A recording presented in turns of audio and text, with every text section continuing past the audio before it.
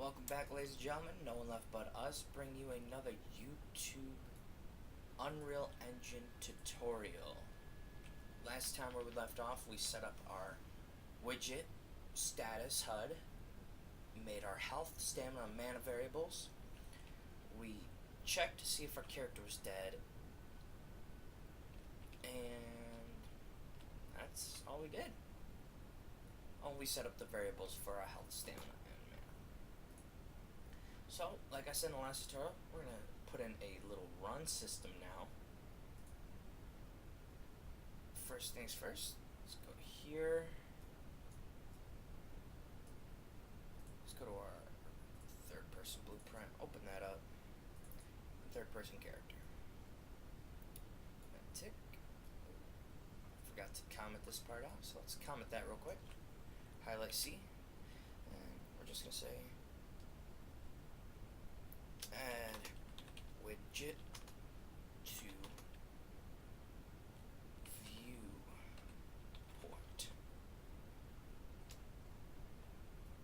I'll just drag that up.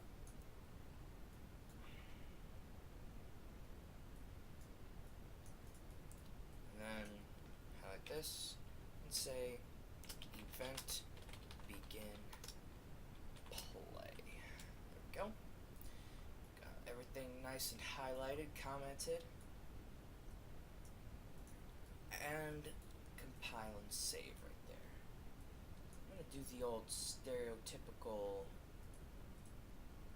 Let's go here.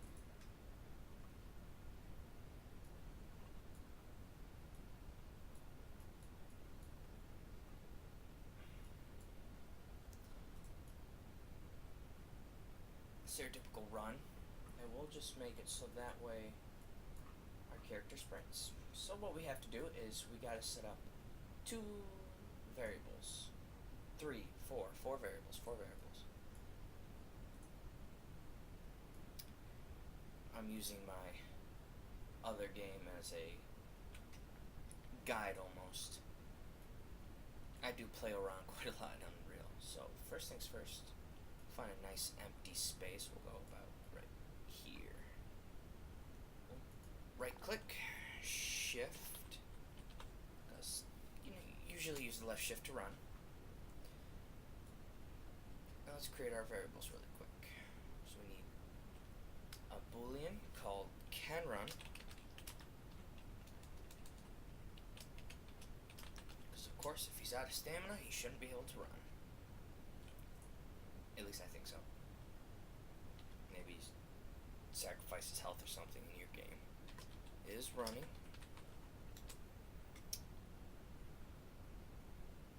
Create another one. Sprint.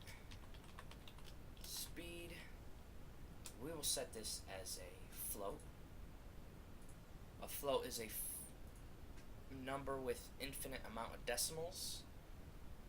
And then a walk speed. So your walk speed in the game is automatically set to 600. Well, it's not your walk speed. It's called your walk speed. Your maximum speed right now is 600. This is your 600 walk speed. You know, it's not that fast, and it looks like a jog, but that is what they have it as your walk speed. So we're going to go to canRun, set our category, and we're going to call this running. Say that you're running. Move our canRun, sprint speed, and walk speed. Compile. And we'll set the walk speed to 600 because it's automatically set to 600 no matter what. You can set different speeds depending on what you want to do. And then the sprint speed, I like to see a pretty significant speed difference. So let's multiply it by 2. It's 1200. Compile and save. We're going to get a branch here. Drag it off here. And we're going to check if he can run. If the character can run, we're going to set is running. So drag out, hold Alt. We're going to set that to true, and then we're going to set the Boolean to true. Then we're going to get the character movement, drag down, Control, and we're going to set max walk speed. And we're going to set it to our sprint speed. So just Control, hold on. There we go. And of course, if he releases, we're going to get our is running, Alt, hold down, and we're going to set it to false because he's no longer running. Get our character movement, and set walk speed. We're going to set it to your walk speed, and link it there. And then we're going to put the highlight, C, and Shift key to run. There we go. That is part of it. And leave that there. We're going to go to our event tick, highlight it all, and drag it up because we will need some room.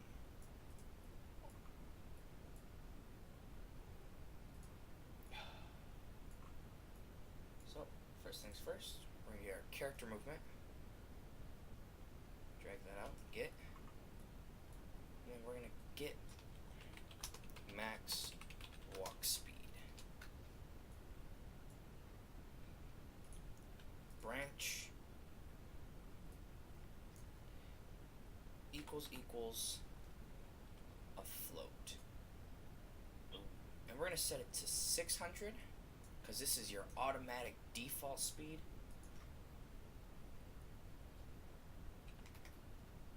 Oops. 600. You could drag out your walk speed. Set up there. He's walking. True. Not walking. And we'll just do that. We'll set the walk speed. Since it's also... And the reason I do it... Ooh, I dragged that way off.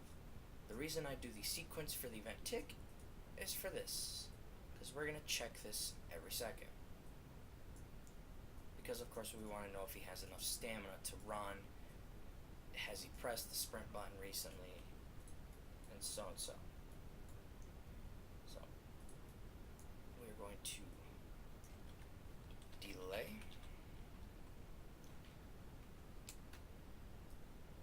We'll say we'll delay this by 1 second.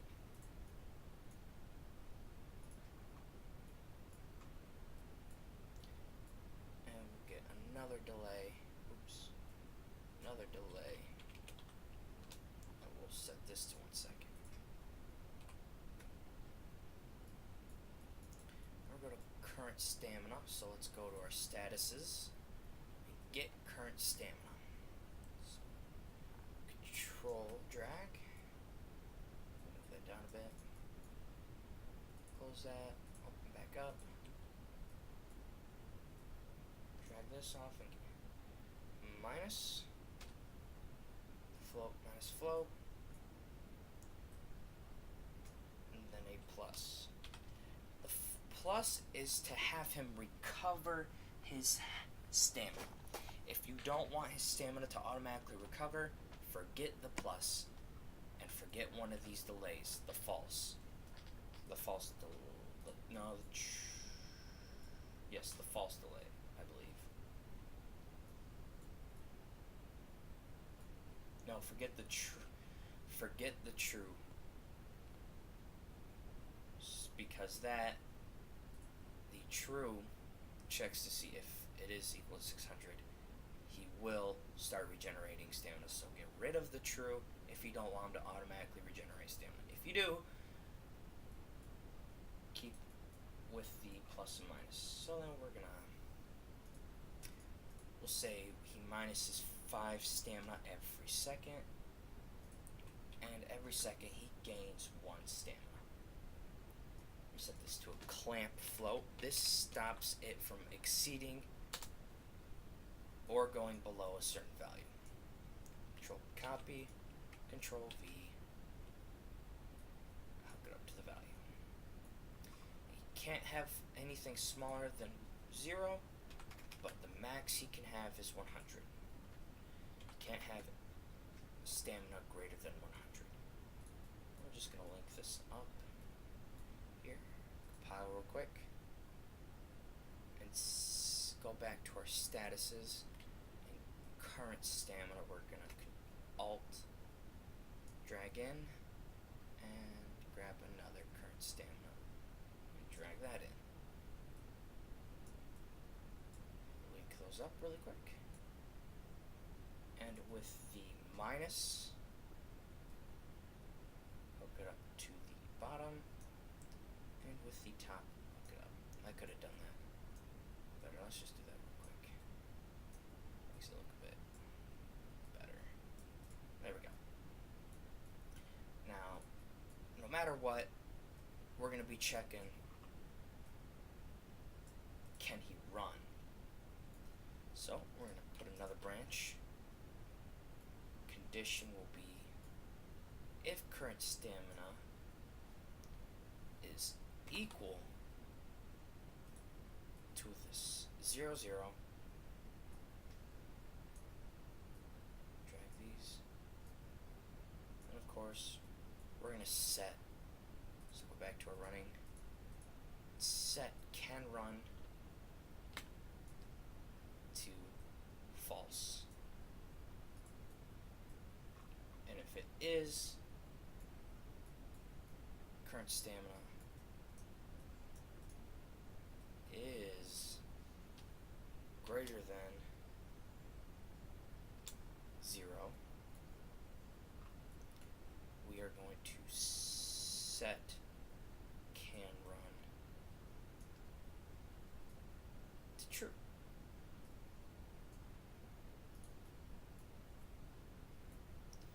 If he can't run, we will set it. I don't know why I keep dragging it off.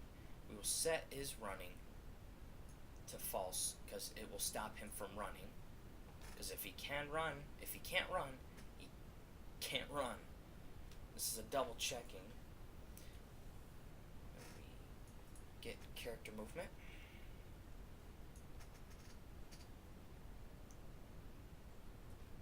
Set max walk speed. Get our walk speed. And link it. And there we go.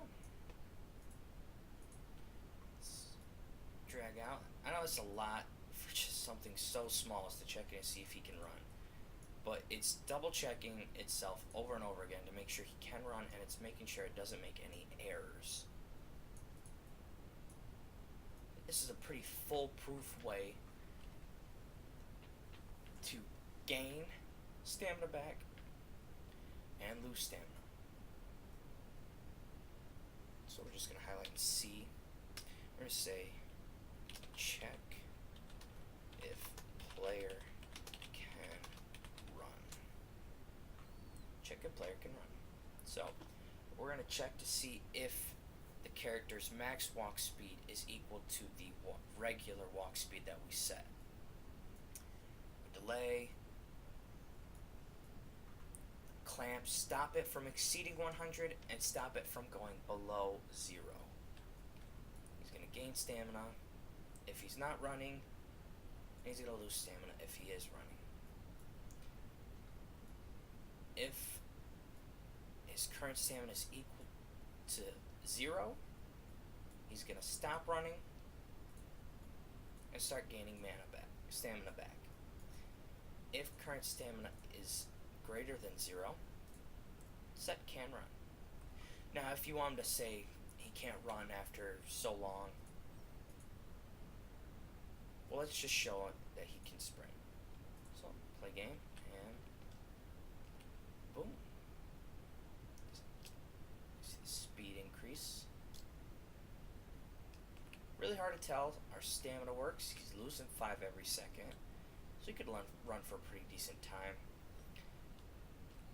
And then close that.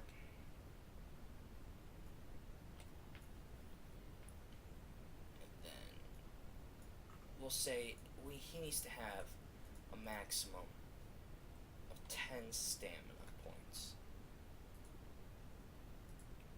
So we'll just burn through this real quick. And he doesn't have to run to burn stamina, and we will set a check value later to make sure that he has to be pressing a key, otherwise he'll just burn stamina like this. See, I can't run no more. I'm not running because the stamina isn't greater than 10. But once it hits 10, then I can start running again. And then I stop. And I can't start running until I hit 10. So that's the check to see if you would like it. You know, maybe can run through it all, but he just has to be greater than 10 to begin running. And that sets up our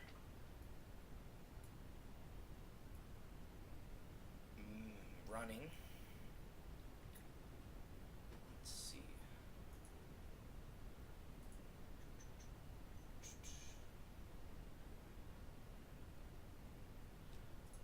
Let's add one more thing before we go. Let's see what we can add. We have our character. Health, stamina, mana. Sprints. Jumps. How do we make a quick double jump? And then the next video I will go into dashing. So let's go back into our third person blueprint. It'll open up. There we go. And let's go to double jump.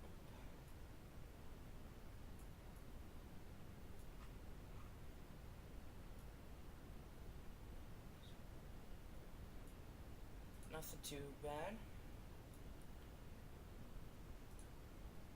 We just create one variable. Name this double jump. Make it a integer.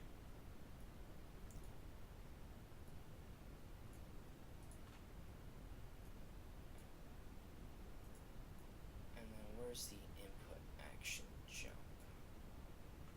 Here it goes. I drag this out to some nice clean area. We'll make it a bit bigger.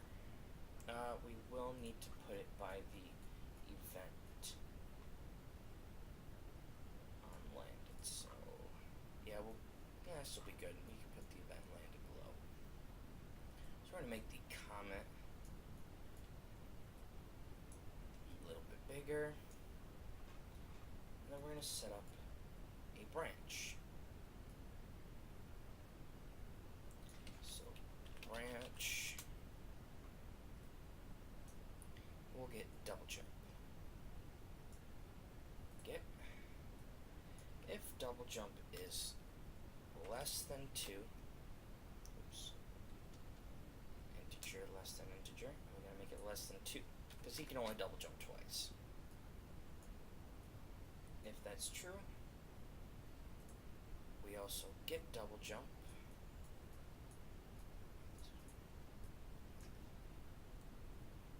Plus integer, and then set it. So just grab it and set. So Alt. There we go.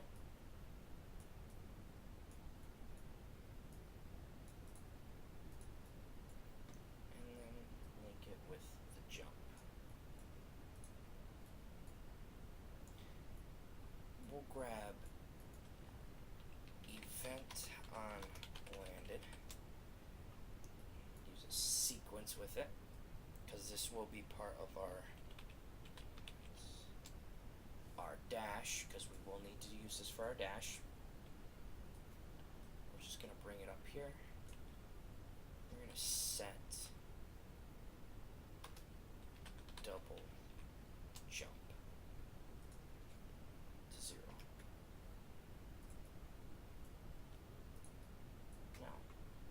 to do is we need to click on our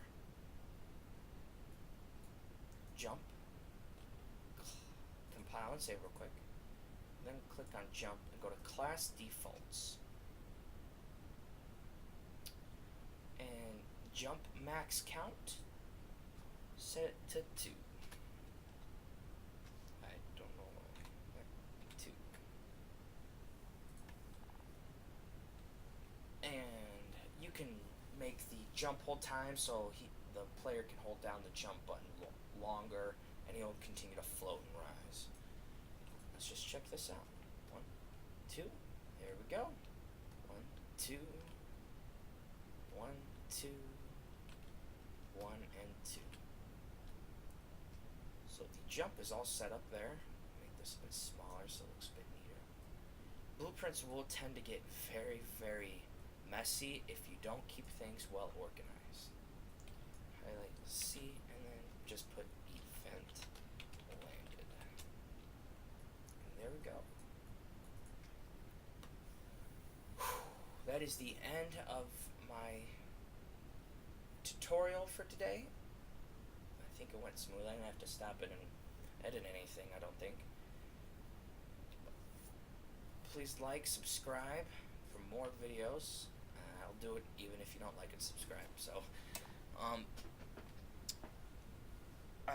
if you would, Blender is a free tool I use that I will be using soon.